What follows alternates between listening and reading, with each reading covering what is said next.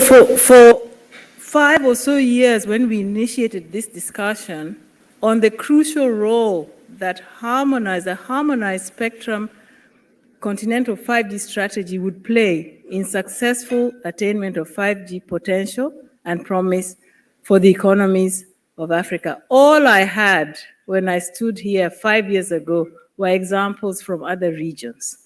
It was always, we really need to do this because Europe did this and they got here. Look at what Asia is doing. But today, it is really with satisfaction that I can say that we have come a long way. And I have a lineup of exceptional presenters and panelists, ladies and gentlemen. Each of them represents a key stakeholder group. Remember, we started at global, we went to regional, we come to national policy making, we come to national regulatory, and finally we have somebody who's wearing those tight shoes, who translates those policies and regulations and those spectrum E's you've been speaking, and he has to deploy and offer those services. So I will not take any time. I'm going to go straight to my first presentation, and that's going to be the one who is representing the regional stakeholder. I want to call on Baxton Sireo, the chairman of the task group on emerging technologies in ATU. He will tell you how far we've come at regional level. So over to you, Baxton, the floor is yours. I can see you. Thank you, Elizabeth. And greetings to colleagues in Cape Town, greetings to colleagues online. I do hope that you can hear me clearly. And it is indeed a pleasure for me to present in this session. So, as Elizabeth has already introduced, I'm going to present on progress towards harmonized 5G implementation in Africa. We can move to the next slide. So, the harmonization of the implementation of emerging technologies is well captured in ATU recommendation 005, which we developed since just after WRC 19 and was concluded and published in July 2021. So for purposes of this session, we are focusing on 5G. So I will not discuss the other emerging technologies. Just by way of background, I think as Elizabeth has already alluded to, Africa holds highly the notion of harmonization. And that's the reason why we participate actively in WRCs. And with respect to 5G, that's the reason why we always advocate for global harmonization. And if not that, then regional harmonization. So for its ugly face and everything it did to humanity, maybe one gleam of light that came from COVID is that it jolted us into action. So as ATU and as Africa, a decision was made to respond to the pandemic in a long-term and short-term manner. So part of the long-term actions that were called for by the AUC was to find ways for using emerging technology in a more harmonized way and a more effective and efficient way. So in that respect, the task group on emerging technologies was established, and it is the work of that task group that then came up with the recommendation. We can move to the next slide. So I'll go direct to what the recommendation puts before us as a way forward on harmonized implementation of 5G. There are 23 recommendations in R2R005, but I'm not going to go through all of them. I've just selected a few as highlights. At number one, we have the need for an R2 or Africa roadmap for 5G implementation. This is considered important in that it reinforces the idea of having a single digital market for Africa. And that single digital market for Africa will come with a lot of economic benefit due to economies of scale.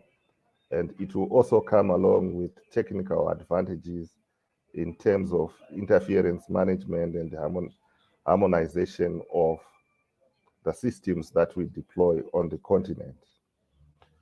On number two, we have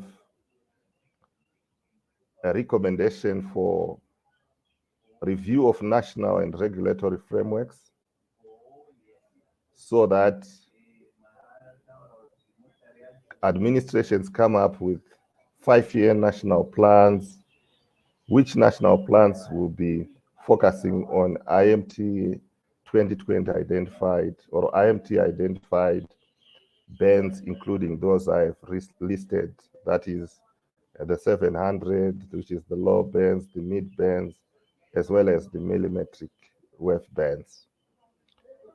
We're looking also for regional harmonization in terms of allocations, and we have done quite some work around this, and I shall go into detail in a further slide. Assign spectrum to 5G IMT 2020 in the bands that I've just mentioned.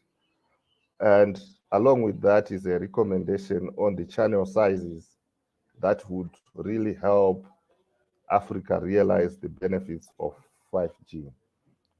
I think of note is the recommendation to implement the mid-band deployments with 80 to 100 megahertz and millimetric wave bands with 800 to 1000 megahertz band. I mean, megahertz per channel. And we also recommended the sharing or shared use and license exemption of some spectrum bands and the use of the same for IMT. We can go to the next slide. Yes. So together with that, we recommend the implementation of global standards, and Africa leans on the ITU for standards, and we recommend that we keep doing the same. And to consider making available 5G spectrum for local or shared licenses in order to address the spectrum needs of verticals. I think this point was well articulated by Dr. Soglu in the previous session, the need to address spectrum requirements for verticals. We can go to the next slide, please. So these are just a few of the recommendations that I have picked, and I would have wanted to place the light just above them. Now for the next steps. We look at the development of a 5G roadmap as recommended by the task group. This work stream is still outstanding, and it is our hope that in 2023 we will be able to dispense with that. And domestication of the recommendations, that is the implementation of the recommendations at local or national level. And the development of harmonized policies and model laws. harmonized implementation of IMT 2020, and the review and continuous improvement of the same, and planning, of course, for future implementations or variants of IMT. Currently, we're looking at IMT 2030 and beyond. So I must hasten to say this recommendation is not the only piece of work that is being done towards harmonization. Africa has developed a Pan-African spectrum allocation plan, and together with it, a spectrum allocation chart. That is a big step in terms of harmonizing beyond ITU, and it's also the foundation, I think, on which this recommendation stands. And recently, I think a couple of months back, the AUC launched officially what we call the HCM4A, which is the harmonized calculation method for Africa, which is a tool that will assist administrations in dealing with cross-border spectrum issues. So I must say, as was alluded to by Elizabeth, we have moved 2 gears up in the agenda or towards the agenda for a harmonized implementation of technologies in Africa. I think this should be my last slide. Yes, thank you. Thank you very much.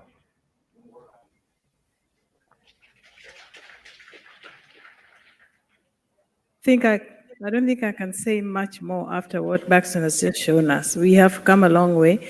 I think the operating word is harmonization.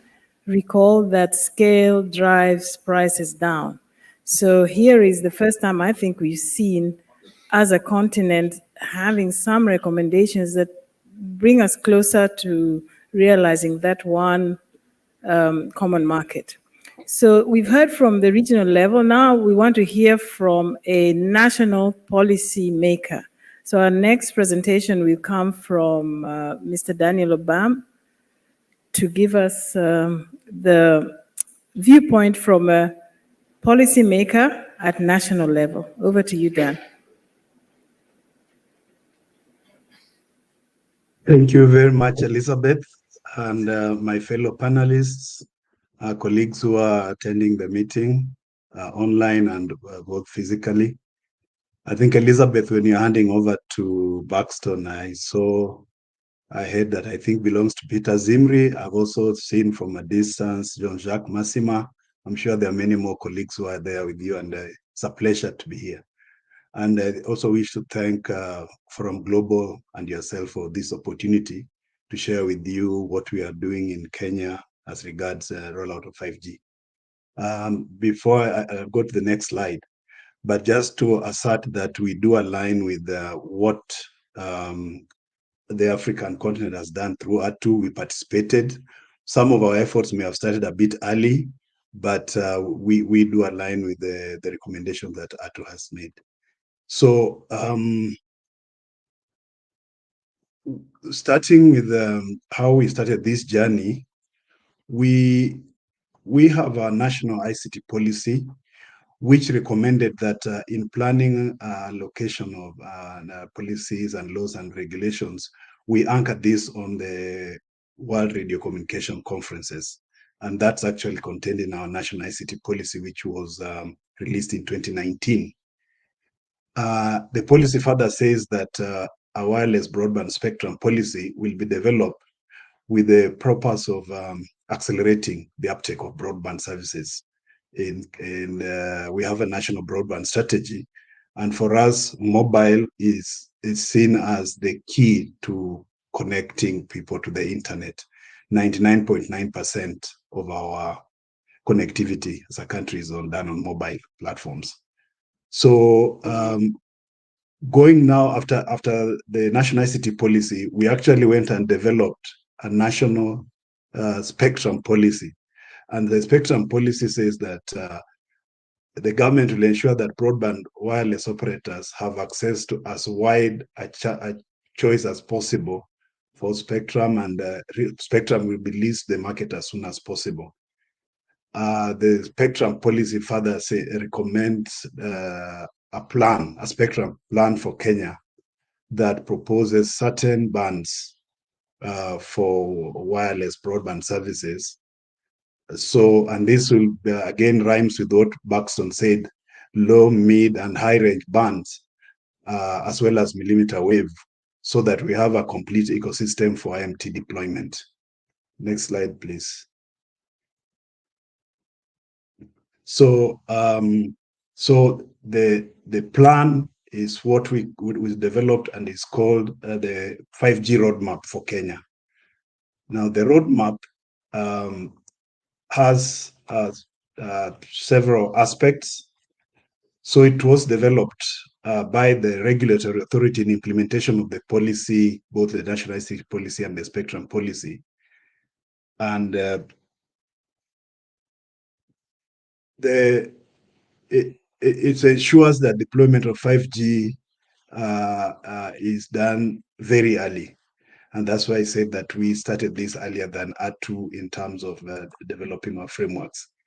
And in the roadmap, you'll see that we think that certain use cases can drive the uptake of 5G communication. And in communication, we're including internet, connectivity, platforms such as the one we are using now to communicate, agriculture and water, healthcare, manufacturing, mining, construction, public safety and disaster response, smart city and transportation, as well as tourism and travel. Kenya gets a lot of money from its tourism, so we expect that 5G can help us enhance our tourism industry. Again, as I've mentioned, the roadmap does say that 5G will operate in with a mix of bands, low, medium, and high frequency band, so that it supports a variety of requirements. Also, the roadmap recognizes that there are bands which exist today which were used for certain services, maybe for analog services or even for broadband. So it calls for refarming of these bands so that it can allow those who have those bands to actually deploy. I'll be talking later about the actual status and the actual rollout. The first rollout was done in a band through refarming. So the mobile network operators can either refarm the existing spectrum or request for new spectrum so that they can deploy their 5G networks. However, on the refarming, and just for issues of compatibility, the roadmap really requires that authorization to enable compatibility studies to be carried out by the regulator needs to be obtained from the regulator, so that we have, I think the word is harmonization, so that we have a very harmonized way of operating. Next slide, please.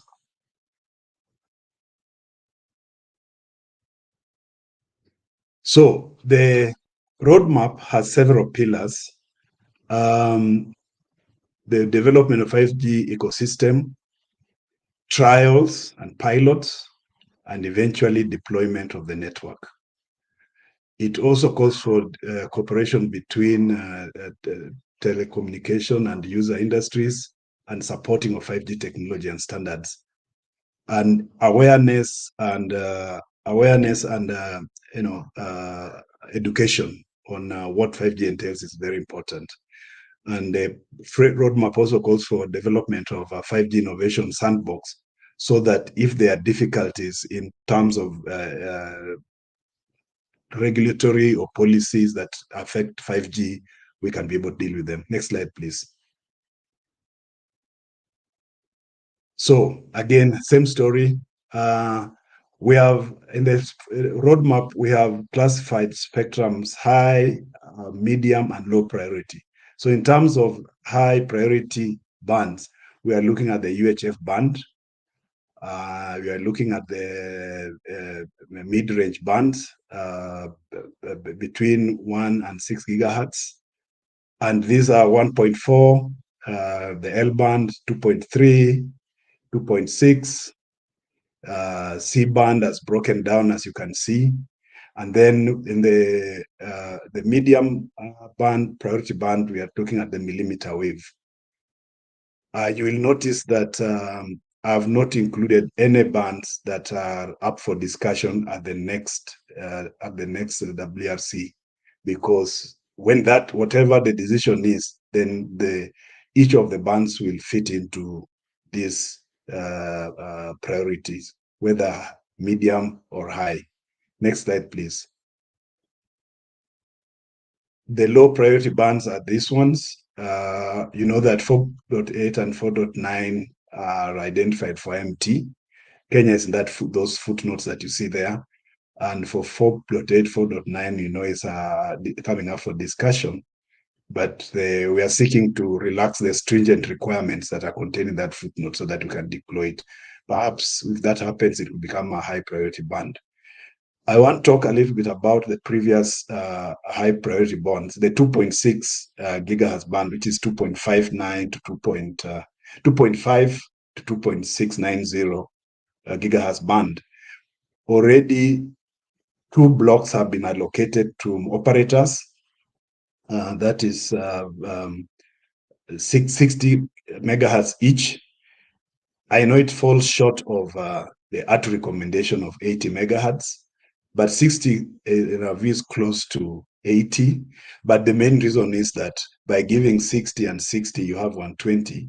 That band has 190 megahertz. It means we still have another 70 megahertz, which could be allocated to a third operator.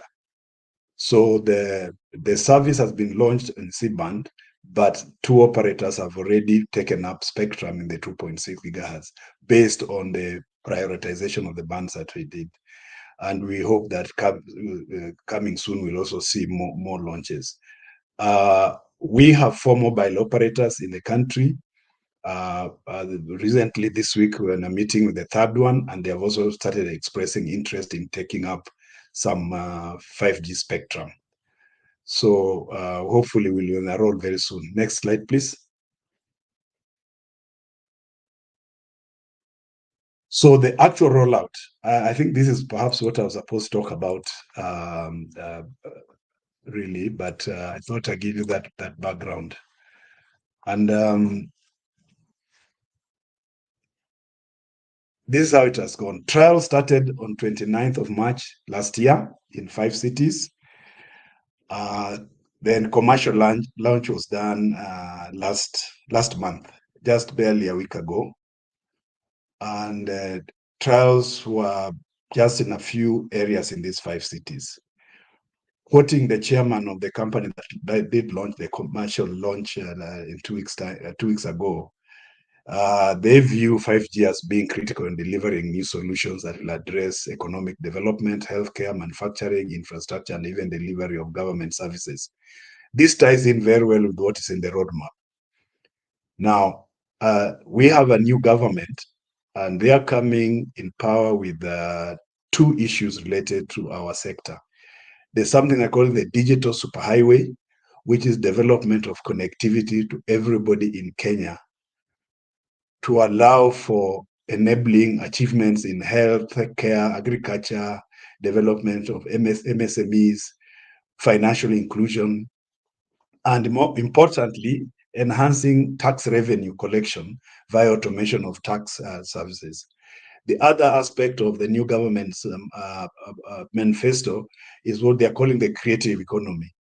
And they want the creatives from every part of the country to have connectivity so that they can play their role in contributing to the economy. So we think that the launch of 5G and the coming government of with these 2 aspects of the ICT, digital superhighway, and the creative economy are tied together in actually achieving what 5G is set up to achieve, as per the comments by the by the CEO of Safaricom. There's a problem though. When 5G was first launched, it was launched as a mobile service. As you all know, the cost of a mobile device is very, very expensive. I actually bought a 5G phone, but I've never used it because the signal wasn't available. So recently, last week, the company that launched 5G decided that they are going to focus on fixed wireless access, that is broadband connectivity. So they will prioritize that while waiting for the prices of devices to come down, so that you can have both the mobility aspects as well as the enhanced capacity in terms of broadband connectivity by 5G. So next slide, please. And should be my last slide. And this I took off actually a billboard on the road to my house. So it is true that there's 5G, and this billboard is telling you that the first 5G network is here in Kenya. And maybe by the time if Forum Global allows me next year, I'll probably give you several of these kind of pictures showing that other operators have launched their 5G networks. So that's our experience from a policy perspective, the journey towards the roadmap, and the actualization of the 5G network. Thank you very much, Madam Chair.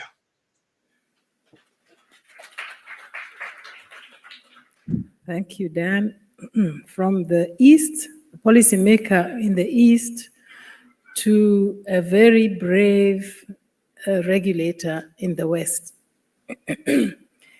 Because Nigeria Communications Commission was the first regulator on this continent to do a spectrum auction for 5G ready, 5G usable spectrum.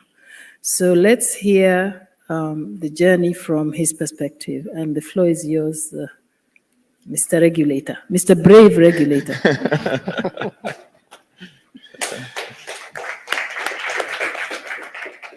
Thank you, Elizabeth.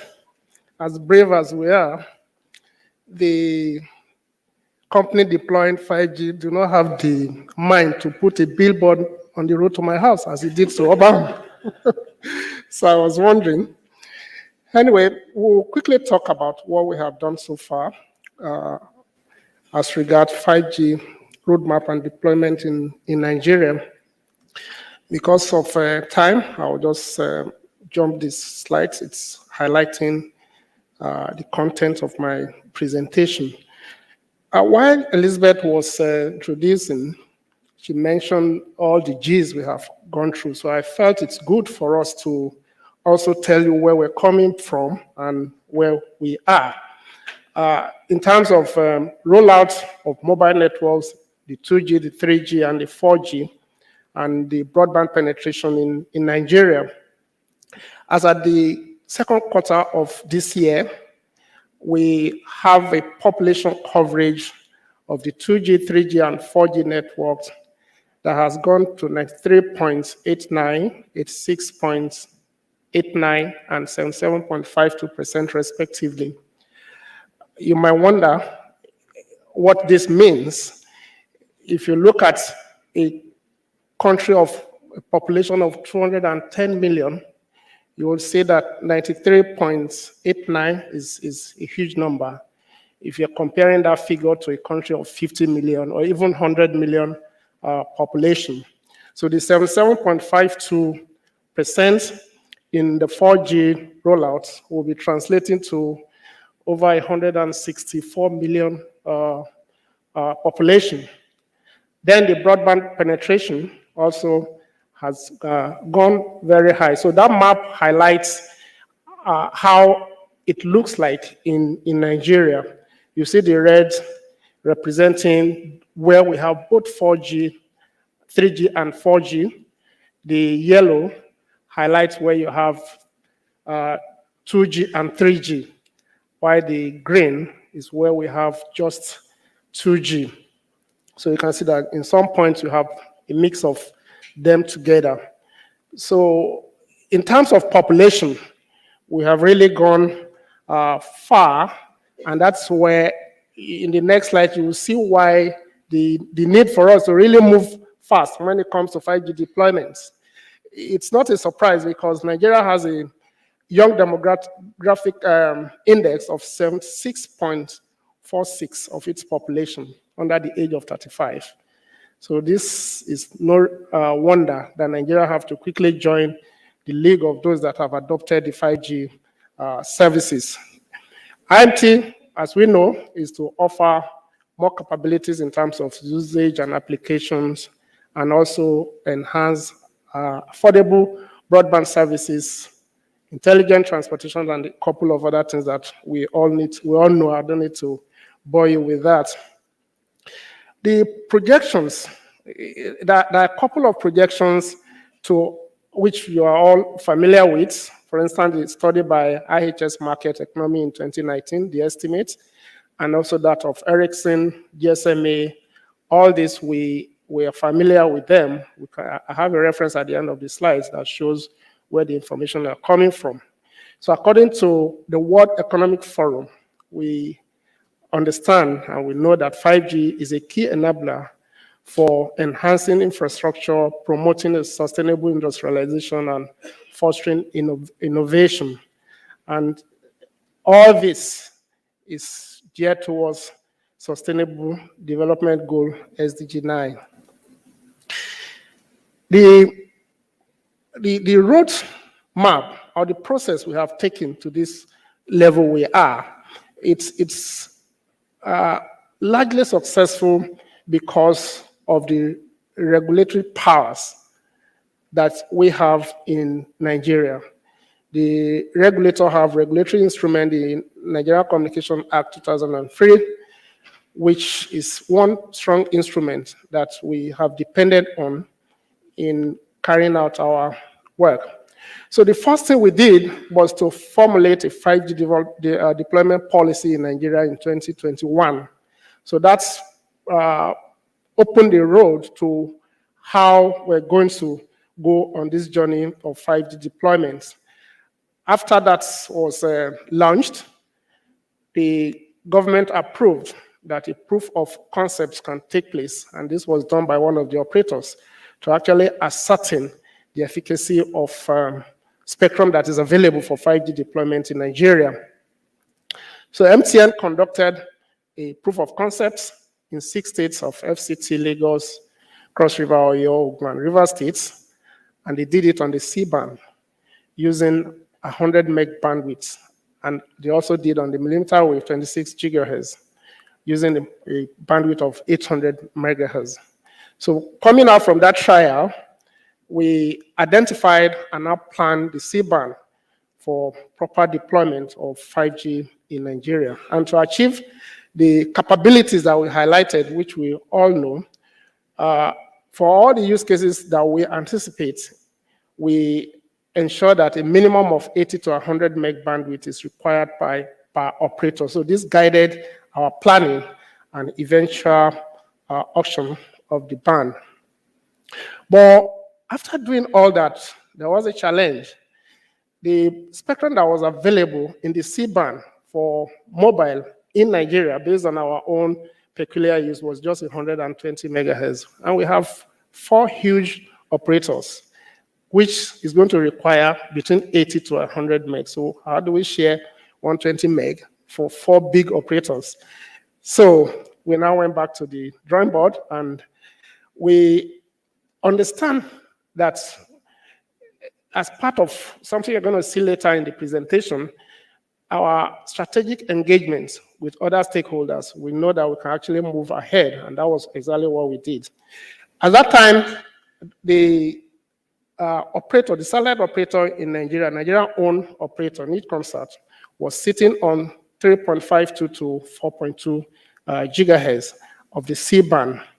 So at that instance, we realized that it's 160 meg has been used by Nidcomsat for the replacement satellites, And also from 3.7 to 4.2 has been filed at the ITU to be used for coordination for the second satellite.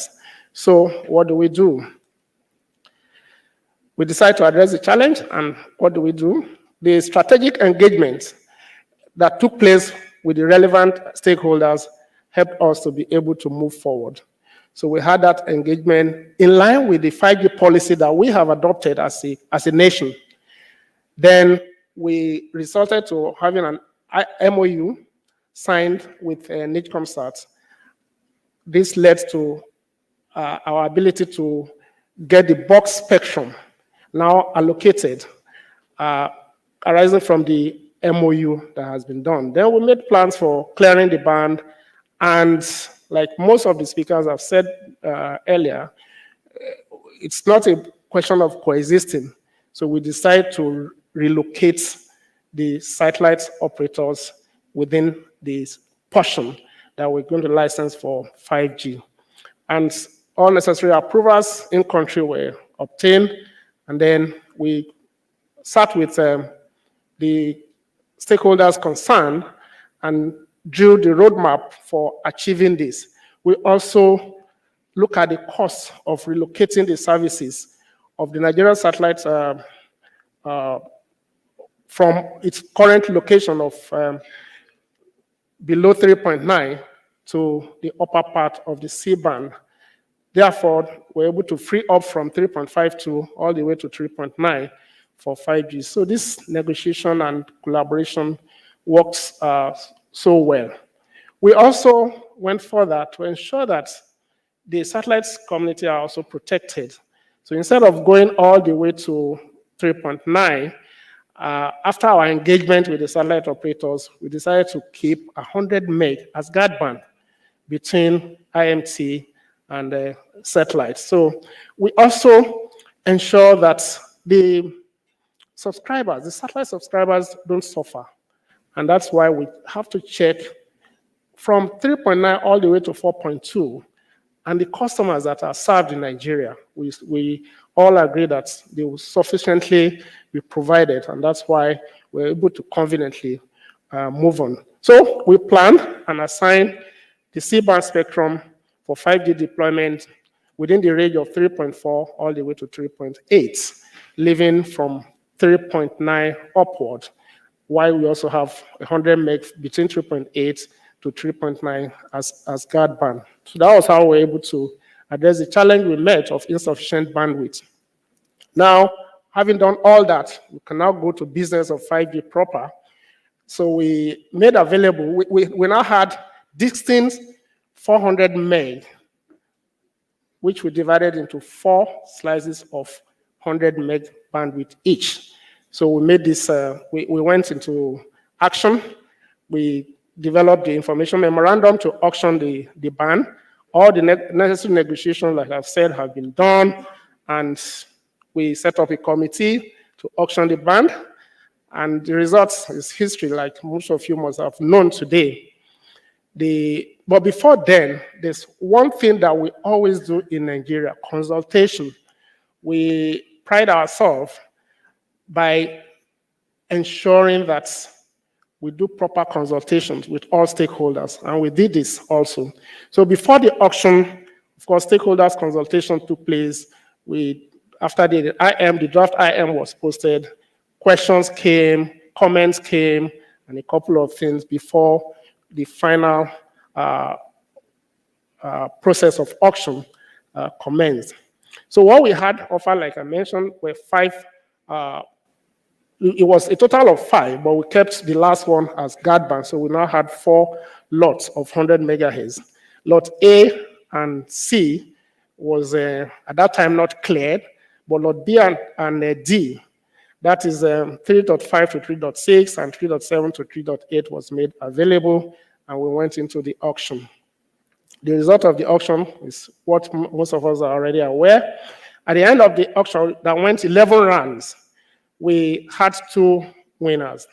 Up to the 11th round, we had 3 bidders that were competing.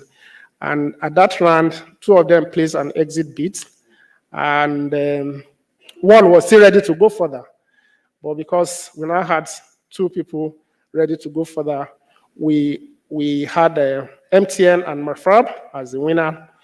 And to give them the flexibility of choice, we did an assignment stage, and the two of them were also ready to bid for that. But Mafab was ready to bring out $11.12 million for the assignment, while MTN offered $15.9 million to get their preferred lot. So we gave that priority to MTN.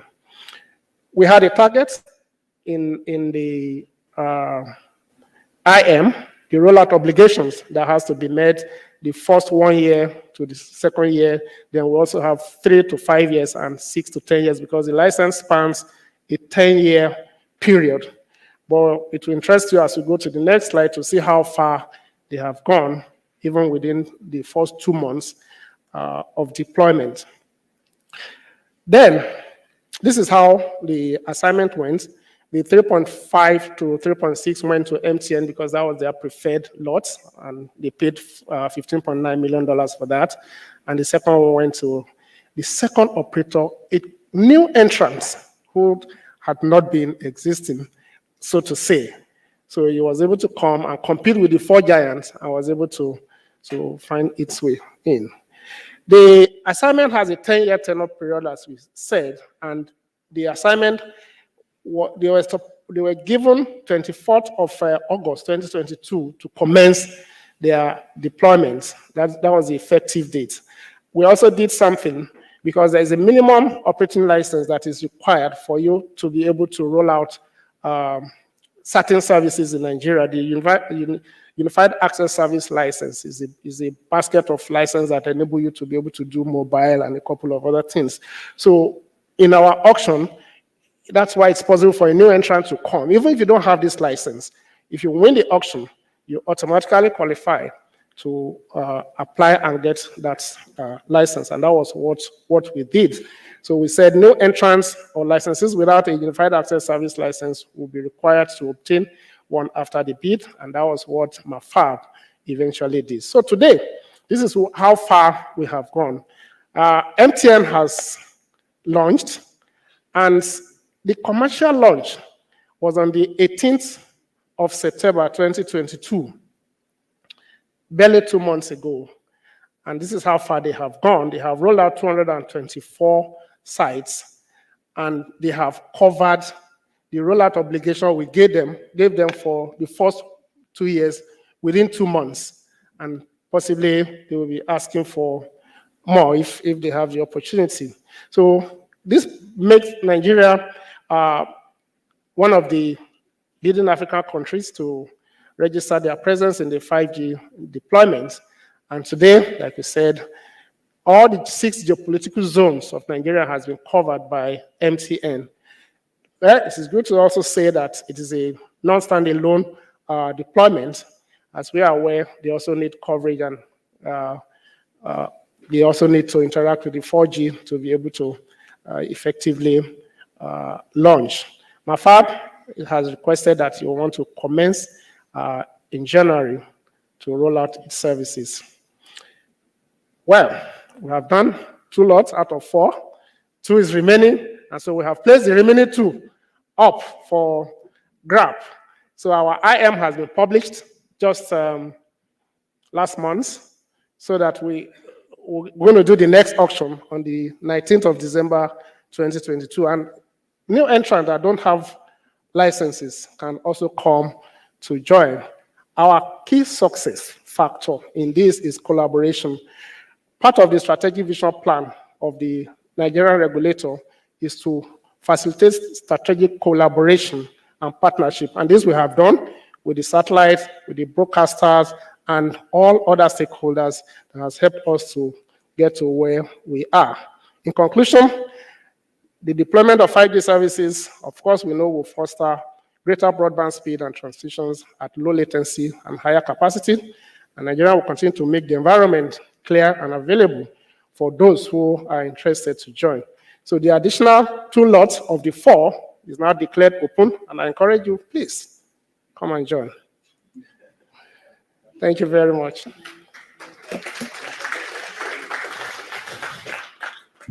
So I'm speechless. I cannot say. I think that was just so, yeah, different. So how much time do we have, Madam? I mean, time is our enemy here. By the way, how many times did you hear him say spectrum? None. We've had only twice we've talked spectrum. How many minutes? 15. Please give me 5 more because now, 45. Then we're good. Okay, so now we're going into our panel session, I think. And in this panel, we have, I think we've lost Dan Obam, I think, but we have 2 of our panelists who haven't spoken. So I'm going to ask them to almost respond to what the policymaker and the regulator has done. Is he there? Oh, you're back. Oh, sorry, I thought we lost you. So we are going to start with a regulator to respond to the previous speakers, and then finally I'll give our brave operator also to say something, and then we'll open up the floor to yourselves to tell us where are we, what should we be doing, and how can the 6th edition next year look different. So over to you, Ghana. Okay. Yeah. Good afternoon, ladies and gentlemen. My name is Peter Jakwa from the National Communications Authority of Ghana. Yeah, so the first point I would like to make is that Ghana has not launched 5G services yet. And when Baxton was speaking, he spoke about the recommendations that ATU has brought forward, one of which is that the policies should be domesticated. So each country has to look at the peculiar situation in their countries and then choose a solution that best suits them. And so currently a survey that I've conducted showed that about 11 countries in Africa have launched 5G services. But you'd realize that most of the launches are targeted at either the mobile approach or the fixed wireless access approach. And so I think every country, in reviewing their peculiar situations, would have to look at these 2 directions and see which of them best suits their peculiar situations. So for instance, in Ghana, although we have not launched 5G services, from the regulatory side, we see that there is a need in the fixed wireless access side. And so in tailoring our 5G policy, we might have to look at addressing that gap using 5G. Yeah, so I wouldn't want to take much time, but I would say that each country has to look at their peculiar situations and tailor 5G deployment to meet that. Thank you. Next, our final panelist from Safaricom. We always say that it's okay to watch somebody walk when they have shoes, but if they're tight, the wearer of the shoe knows how it feels. So tell us. Thank you. Honorable delegates, ladies and gentlemen, good afternoon. So that I'd just stand to do a favor, the billboard that is working in Cape Town. And Daniel earlier said we strategically placed a billboard next to his house, this one here. And today we have a working one in Cape Town to make sure that we convince everyone we've commercially launched 5G services. So we launched 5G 1 week ago, exactly that's last Thursday, but this was after 18 months of trials and pilots. My role in Safaricom, I'm the fixed data lead, so I'm responsible for the monetization, the business case for 5G, and making sure we continue with the investment. So after the announcement in March last year, the ball was thrown into our court. Why should we invest? What is the case for this? How do we monetize it? Why should we move forward? Well, we still have a lot of work to do to cover 4G, 3G, and other areas in the country. So when you look at the 5G commercialization, there are 3 building blocks that we have. And this is what we see will drive continued investment and success in this area. One is on the network, and this is around the availability of spectrums and the network build. Second is on the devices, which devices are available, both on the fixed wireless access, the routers that can connect different customers, and also the smartphones for the mobile access. And third is on the proposition. Why should customers take this up? Because that is what will lead this to continue, and the marketing of the services in this space. So I'll just touch on the three aspects in brief. So first, starting with the network. So in Safaricom, we have currently deployed on the 3.5 gigahertz band, but having been allocated 2.6, so going forward, we are looking at balancing between the two. And we see the advantage of us deploying on 2.6 is it will help us make a case for faster monetization, because on the 2.6 gigahertz band, we intend to split this and deploy on both 4G and 5G. So working with our network vendors, like in the main city where we have done, or we are planning to do quite some deployment in Nairobi, we have Huawei, who help us to have one site that can deploy on both bands. And the advantage you see for this is that, one, we can use it on the fixed wireless access with the routers that we have, but also on the mobile side, we have many more devices that support the 2.6 band compared to 3.5. So that helps us as we grow the 5G business. We can quickly make a case for it as we share it across the two technologies. Second, we focus on building on existing towers. We know there is a case of range, and that's why when you look at the two bands, the 2.6 gives us longer range. All factors put together, this is the lay of land, the buildings that are there, the materials that are used to construct in Kenya, and the devices that we are using. We see in practice about 1.2 kilometers as the range for 5G we get on 2.6, and 600 to 700 meters on 3.5. So combining the two helps us to deliver higher capacity on 3.5, but on shorter range. And the fact that we are still using the existing towers, so we are not doing much more densification to try and build new towers. So the 2.6 come into play to provide us with a longer range that we have. And as I said, the device support on the mobile side is higher on the 2.6 band. Then when we come to the devices, again, balancing a mix. Indoor is preferred cost-wise, because the indoor routers are cheaper, and outdoor we use it to where you're at the edge of coverage, and also to cover the bigger enterprises that require that kind of connectivity. On the smartphones, we are now just over 200,000 devices that we see on our network that support 5G. But a key aspect that we have here is that the smartphones require to be supported by the manufacturer, and this then becomes a key success factor for us. We've seen it being a case of chicken and egg when we talk to the device manufacturers to provide software updates for 5G, where they want to see proof that we are serious and investing and we roll out, for them to take time to provide the updates. Whereas on the customer side, they want devices that support and connect to 5G for us to roll out 5G towards them. So these are an aspect that we are still working on right now.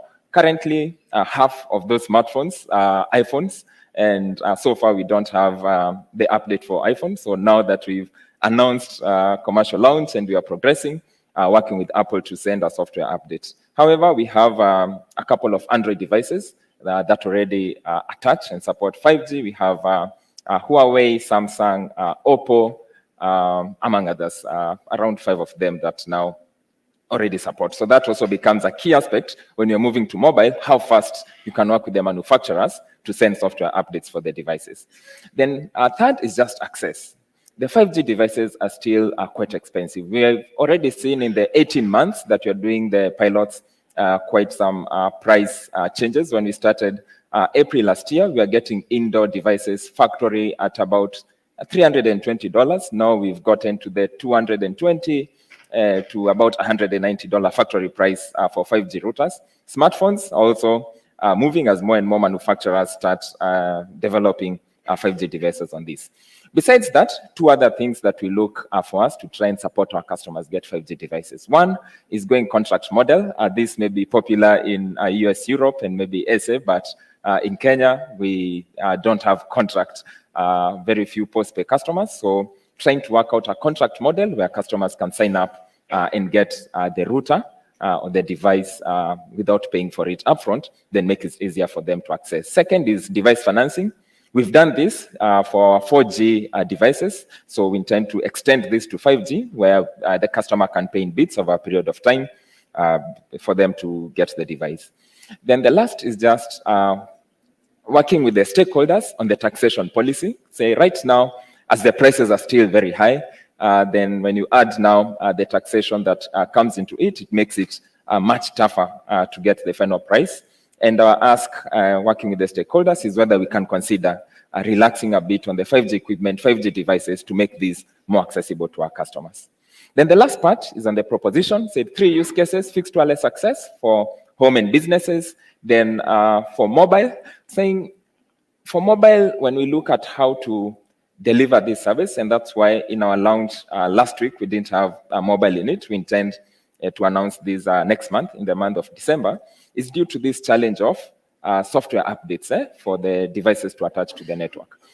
Our plan to drive this is to launch mobile devices that can be accessed by 5G devices, irrespective of whether they are on 5G network. Since you know for mobile, it also takes some time to create enough coverage to have consistent coverage as you move.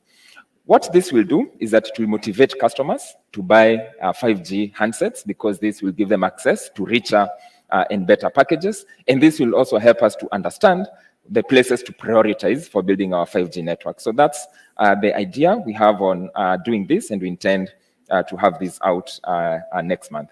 Then the last is just the enterprise. We are looking at key use cases, and these we are looking at private networks in the industry, like the port of Mombasa in Nairobi, how we can have use cases that support this, and building these key use cases that then can be used to demo to other enterprises.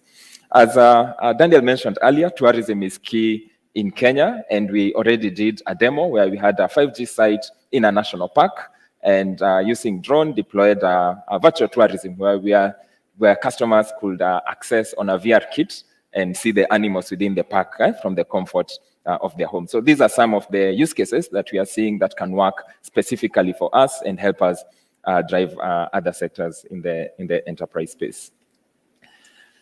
Great. So just to close, this shows the marketing that we do, trying to sell the use cases from customer side. Why should they take 5G? So we drive this, showing them the cases that they can take for 5G, and building on this as we deploy more use cases, and just making 5G more attractive to customers who say, I have 4G, why should I consider 5G? What value does it give to me? Seeing at almost the same price point, you get closer to 3 times more data, which then makes customers interested in taking this up. Thank you very much.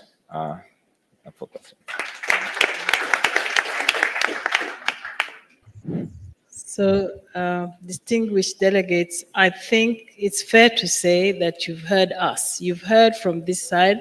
We've covered the players in that loop. We've given you perspectives, and actually more than that, the panel and the participants have talked to you about real activities they have undertaken. And I think it's moved us from theory to practice. So it's time for you to speak back to the panel. And I just want to give a few comments myself. Some of these things are maybe obvious. But when you're talking about 5G, we're talking about IMT 2020. We all know that the Gs take 10 years. So the truth of the matter is we are at the beginning of IMT 2020, also known as 5G. So earlier this morning, I heard a lot of comments that were interesting, like IMT asked for all this spectrum, they're not using it. Well, that you were not going to use it on day one. I think that's a conversation that I think we probably ought to have. The spectrum that was identified for IMT 2020 was to be used until IMT 2030, the decade. So I think we are at the beginning, listening to what the panelists have said. The questions, it's time for your questions. I'm going to ask you for your comments to the panelists, constructive, short, and pointed. Feel free to direct the questions or comments to specific speakers so that we can together come up to some conclusions. So we have about maybe 30 minutes The floor is open for comments, questions about how by 2030 we will have rolled out IMT 2020 in Africa. Close that loop. Floor is open.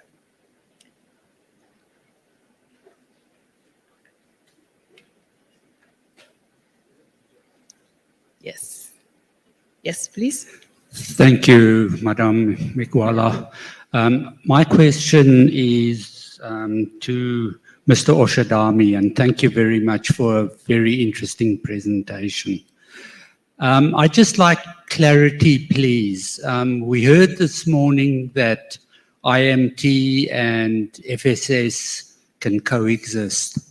Why then were the FSS services migrated from 3.6 to above 3.9 in order to accommodate the 5G spectrum auction? Thank you.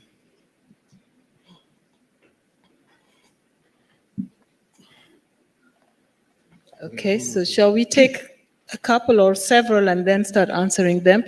We understand Mr. Daniel Obama will be leaving us, so if there's anybody who has questions directed at him or at the sort of policy activity, I think we'd like to take those first.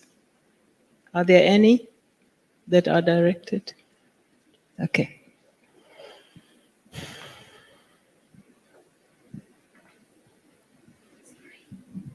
Thank you. My name is Grant Shivangire. I'm head of technology for Sub-Saharan Africa at Nokia.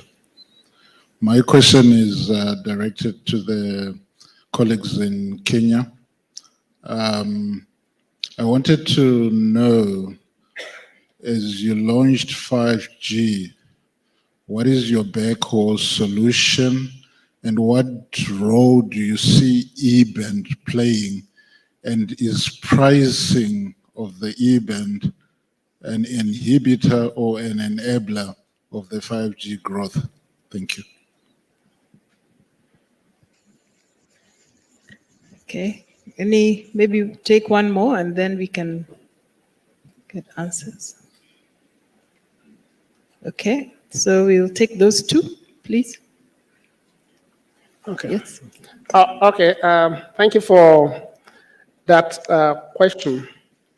Well, for us in Nigeria, we chose to go the migration route because we know that coexistence studies will continue on and on and on and on.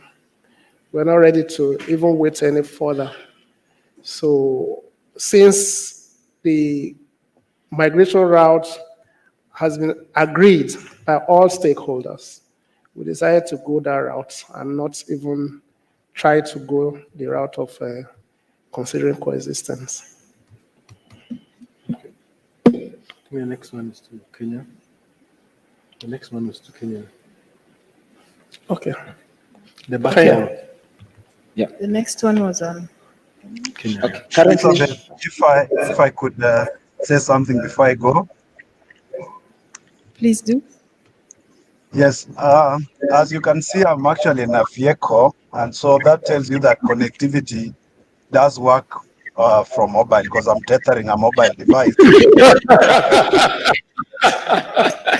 Probably enough to tell me whether it's 4G or 5G or it's another technology. But yeah, what I wanted to say that as a part of concluding my presentation is that for us in government, we are now looking forward to how the newly launched 5G can help us achieve our development goals, be it 5G, be it very specific in creating jobs for the youth, so that we don't always talk about spectrum anytime we mention 5G or 6G, but talk about the problems we are trying to solve for our citizenry in terms of creating jobs and improving their livelihoods. Thank you. Thank you, Dan.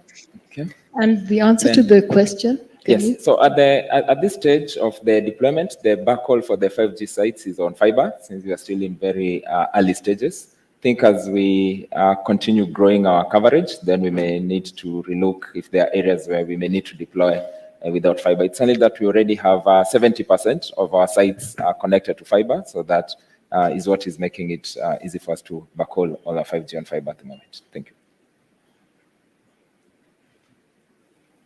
I think I have some online questions here.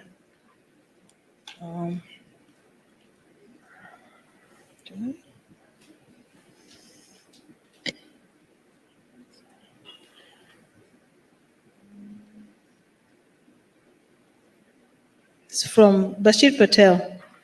As SA African, I suppose that is sub-Saharan African countries roll out 5G, what are the targets set by the regulators in terms of 5G rollout, in terms of percentage of area covered and or percentage of population? Okay, that's one question online. Another question is, can you bring studies from this coexistence of IMT and FSS? Other question on task group 6.1. We saw some studies mainly from China showing that it's possible coexistence between IMT and broadcasting on the band 470 to 698. And then finally, one question to Franklin. Quite exciting that Safaricom have begun tests on the use of 5G in tourism. Looking forward to see more of such applications. So those are the questions to the panelists. Your comments or answers, please. Okay. Yeah, so on the results of the studies.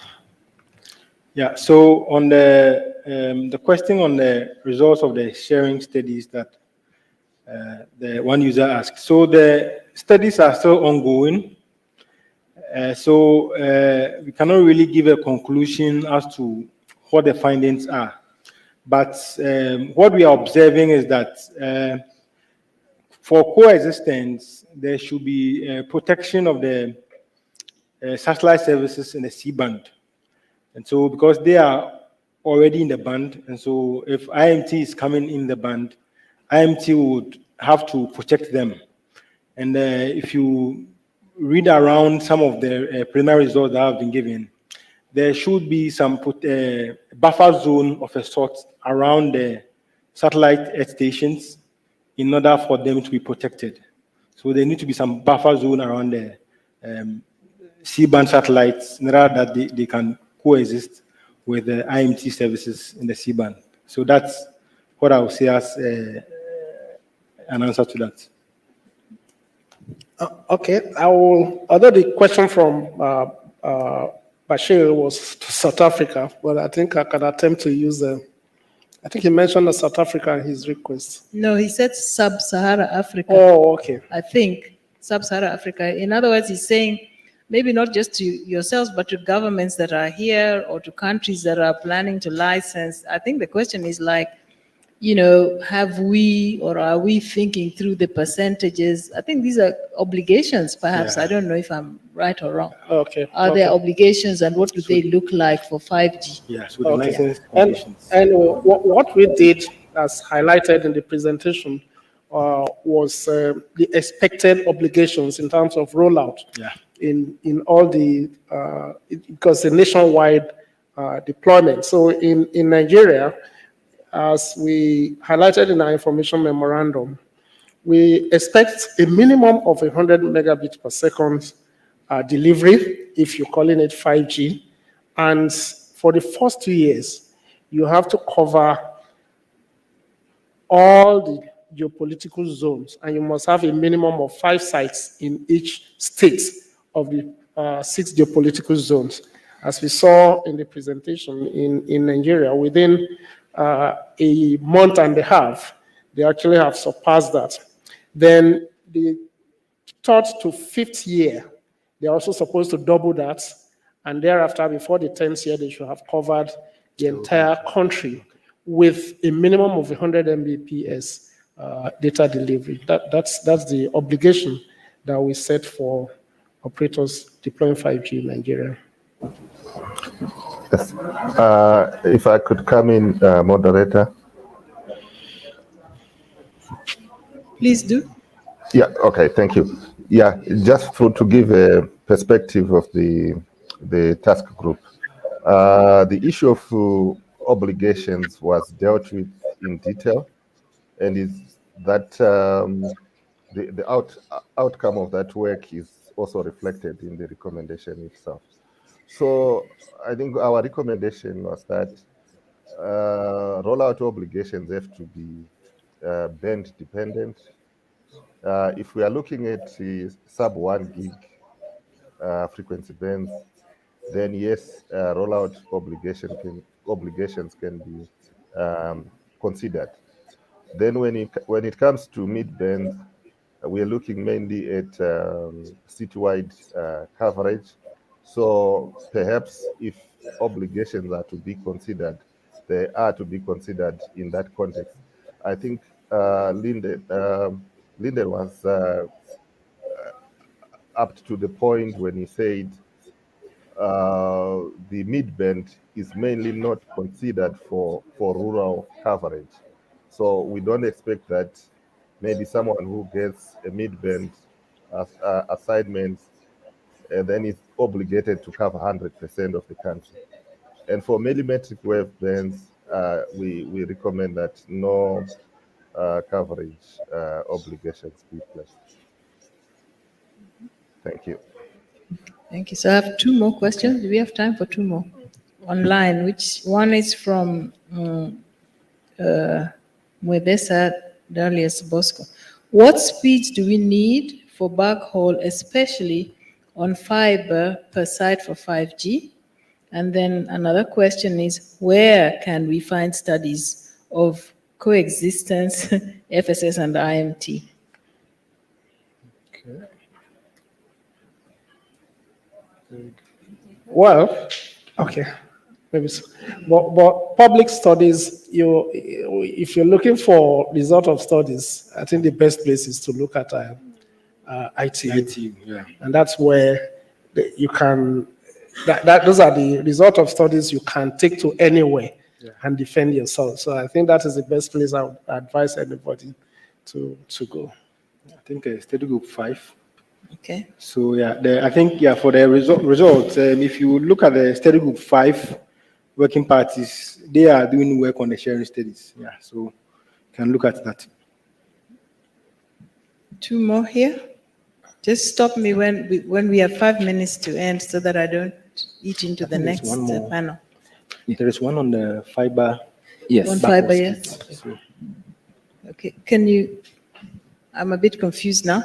So let him answer on the fiber. Do you want to answer about the backhaul speed? Yeah, so in that case, when you're looking at backhaul, since we are using the same ring to connect the sites plus the fiber customers, we have a 10 gig ring minimum and between 10 and 40 gig backhaul that we use for our sites, and we are sharing that across the different technologies that are coming from that side. Okay, one question here. Yes, so just, my name is Hazem Wakat with Intelsat.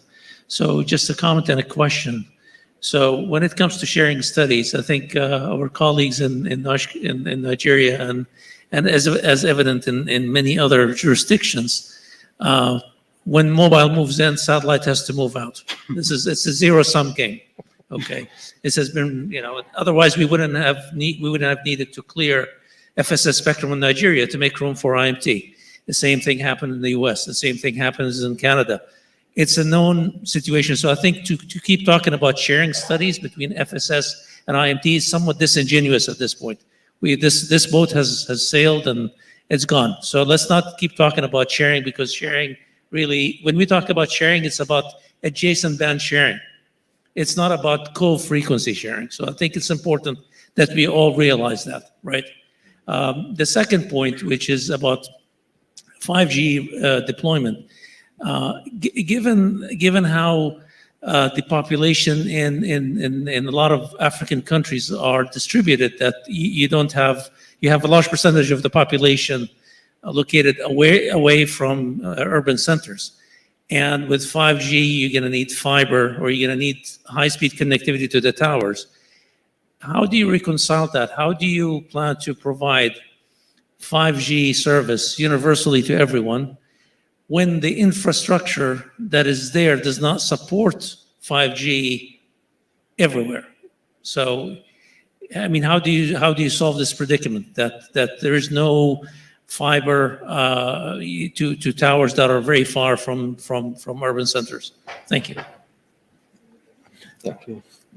I think on the last query, I'd say on providing fiber universally to everyone, see more than even the connectivity of the towers and backhauling for areas that are far-flung, is just even the device affordability. We find that being a much tougher challenge in the rural areas.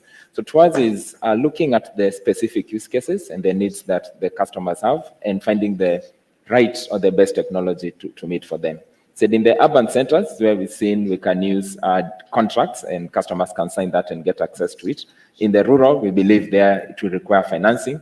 But as at the moment, we are still pushing that on 4G. So that's why in areas that we've not even connected the site on fiber, we don't see the use case for us to deploy 5G on that. But as we develop, say we've just started, by the time we get there, we require a solution to meet the needs in those areas.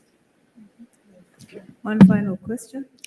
Actually, it's a comment that relating to the earlier questions on what fiber speed do you require to backhaul. I said, well, the answer is really it's dependent on provision.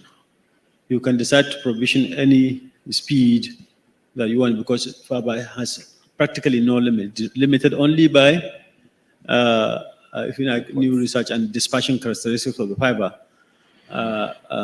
Therefore, you can have 10 gig, which is a minimum, which is what that has been done 20, 30 years ago. You can have 40 gigs. In fact, I was looking at new research of bit per second on multi-core fiber. So it all is limitless, really, on backhauling, for as long as you are using different fibers. So you can have multiple core, you can have several fibers, you can have multi-core fibers, but you can provision for the speed.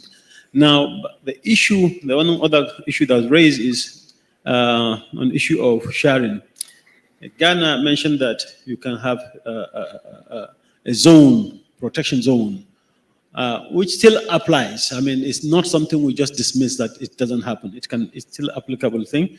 But some countries, because of the abundance of the spectrum in the band, with limited use by satellite services like Nigeria, I mean, says, okay, let's move. It's a choice. You can choose to segregate. You can also choose to move even the one you have. So the choice is, as one of the choices, to move everybody off the top 400 megahertz. That's practical, and it's being pragmatic about it. But if you want to keep as is, there are other options to do. I think that is what Ghana mentioned. Thank you. Yes, thank you very much. And I see Dan is on my right-hand side, which means it's my cue to stop this session. Firstly, I hope that we have kept you gainfully employed over the last 1 and a bit hours. And for that reason, I'm going to ask you to give a hand of applause to my amazing panelists. Secondly, allow me, because I moderated the panel, to just give one thought. And that is that at the end of the day, we're talking about sovereign states, governments who have got policies and have got deliverables for their citizens. I think today we've talked about the choices. It's not going to be hard, it is difficult. But this is something each one of us has to confront. So whether at international level, we have to confront it, we've seen what the ITU has done. At regional level, we can applaud our Africa Telecoms Union and on this participatory process that we all went through for the entire part of 1 year to come up with some sort of recommendations that we can all live with. Then we have countries. It seems to me this is an inevitability. It's not the if, but I think it is the when and the how. And I want to appeal to all of us to positively contribute towards putting our citizens on the next, I think, the next platform or the next, should I say, enablement for us to compete. So ladies and gentlemen, this time next year, I hope we'll be seeing more of what we've experienced and what solutions we have brought to the table using IMT. Thank you very much and see you next year, same time. probably not the same place.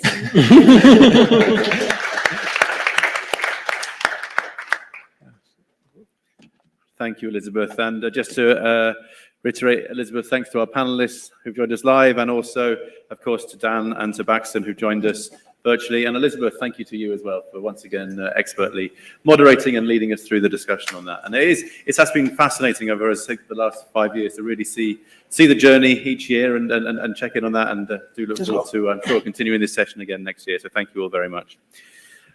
So now we have another coffee break. So coffee is going to be served in the same area as before. If I could ask, please, thank you. If I could ask, please, for everyone to be back here for 4 o'clock.